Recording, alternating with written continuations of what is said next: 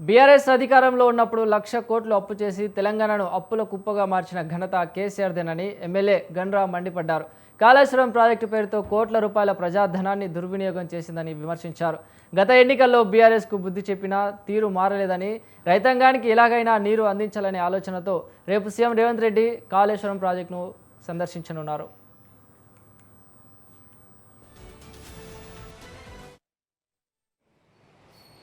గౌరవ ముఖ్యమంత్రి వర్యులు రేవంత్ రెడ్డి గారు రైతుల కొరకు అదేవిధంగా మేడిగడ్డ సందర్శన చేసి మేడిగడ్డలో జరిగినటువంటి లోపాలు ఇవన్నీ కూడా ప్రజలకు సొమ్ము దుర్వినియోగము కాకూడదనేటువంటి ఒక ఆలోచనతో గౌరవ ముఖ్యమంత్రి రేవంత్ రెడ్డి గారు అదేవిధంగా వారి నీటిపారుదల శాఖ మంత్రివర్యులు ఉత్తమ్ కుమార్ రెడ్డి గారు, వ్యవసాయ శాఖ మంత్రివర్యులు తుమ్మల నాగేశ్వరరావు గారు, మన జిల్లా మంత్రివర్యులు వారి నాయకత్వంలో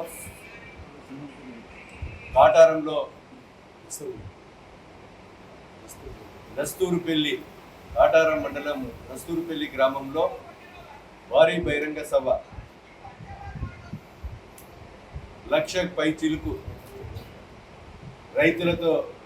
బహిరంగ సభ నిర్వహించడం జరుగుతుంది. ఆ బహిరంగ సభకు రైతు సోదరులు, మహిళా రైతులు, డాక్రా సంఘాలు,